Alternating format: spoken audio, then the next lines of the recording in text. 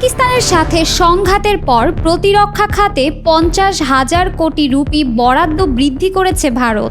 এক সরকারি সূত্রের বরাতে এমন তথ্য প্রকাশ করেছে ভারতীয় গণমাধ্যম এনডিটিভি। মূলত সমরাস্ত্র এবং আধুনিক সামরিক প্রযুক্তি কেনার ক্ষেত্রেই এই অর্থ ব্যয় করা হবে বলে জানা গেছে।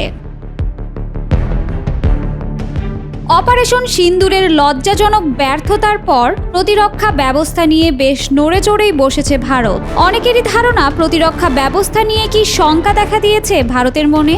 এ কারণেই হয়তো প্রতিরক্ষা ব্যবস্থা ও সেনাবাহিনীর ওপর এত জোর দিচ্ছে মোদি সরকার। চলমান আঞ্চলিক উত্তেজনার প্রেক্ষাপটে বিশেষ করে পাকিস্তানের সঙ্গে সর্বশেষ সংঘাতের পর ভারত সরকার প্রতিরক্ষা জোরদার কর্মসূচির অংশ হিসেবে অতিরিক্ত 50,000 কোটি রুপি বরাদ্দ দেওয়ার পরিকল্পনা করছে। এই পদক্ষেপ ভারতের নিরাপত্তা ব্যবস্থা মজবুত করার একটি কৌশলগত প্রয়াস হিসেবেই বিবেচিত হচ্ছে। শুক্রবার প্রকাশিত এনডিটিভির ওই প্রতিবেদনে বলা হয়, অপারেশন সিন্দুরের ফলাফল বিবেচনায় ভারতের প্রতিরক্ষা বাজেটে 50,000 কোটি রুপি বৃদ্ধি হতে পারে। ধারণা করা হচ্ছে এই অর্থ বরাদ্দ অতিরিক্ত বাজেটের মাধ্যমে দেয়া হবে। এতে প্রতিরক্ষা খাতে মোট বরাদ্দ 7 লক্ষ কোটি রুপি ছাড়িয়ে যাবে। চলতি বছরের বাজেটে প্রতিরক্ষা খাতে প্রায় 7 লাখ কোটি রুপি বরাদ্দ দেয়া হয়। গত বাজেটের তুলনায় চলতি বছরের বাজেটে বরাদ্দের পরিমাণ বৃদ্ধি পেয়েছে প্রায় 10%।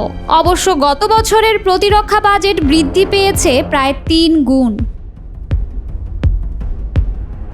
সূত্র জানায়, বাড়ানো এই বাজেট মূলত গবেষণা ও উন্নয়ন, অস্ত্র, গোলাবারুদ এবং অন্যান্য প্রয়োজনীয় সরঞ্জাম কেনার কাজে ব্যবহৃত হবে। শীতকালীন সংসদ অধিবেশনে এর অনুমোদন নেওয়া হবে। 2014 সাল থেকে প্রতিরক্ষা খাতের উপর বিশেষ গুরুত্ব দিয়েছে নরেন্দ্র মোদি। বিজেপি সরকারের প্রথম বছর 2014-15 সালে প্রতিরক্ষা মন্ত্রণালয়কে 2.29 লক্ষ কোটি টাকা বরাদ্দ করা হয়েছিল। বর্তমানে প্রতিরক্ষা বরাদ্দ সব মন্ত্রণালয়ের মধ্যে সর্বোচ্চ, যা মোট বাজেটের 13%। এই প্রতিরক্ষা প্রস্তুতি ও সম্ভাব্য বাজেট বৃদ্ধি ঘটছে পাকিস্তানের সঙ্গে চলমান উত্তেজনার প্রেক্ষাপটে। বিশেষ করে 22 এপ্রিল পেহেলগামে সন্ত্রাসী হামলার পর ভারতীয় সেনাবাহিনীর জবাবি পদক্ষেপ অপারেশন সিন্দুরের পর। এই অভিযান পাকিস্তান ও পাকিস্তান অধিকৃত কাশ্মীরে সন্ত্রাসী ঘাঁটিগুলোকে লক্ষ্যবস্তু করা হয়। ভারত পাকিস্তান 100 ঘণ্টা যুদ্ধের পর ভারতের প্রতিরক্ষা মন্ত্রী রাজনাথ সিং দেশের প্রতিরক্ষা সরঞ্জামের অভ্যন্তরীণ উৎপাদনের উপর জোর দেন এবং দীর্ঘমেয়াদে একেই একমাত্র সমাধান হিসেবে উল্লেখ করেন।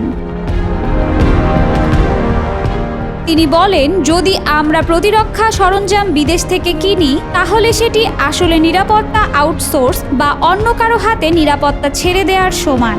এটা দীর্ঘমেয়াদে কোনোভাবেই গ্রহণযোগ্য হতে পারে না।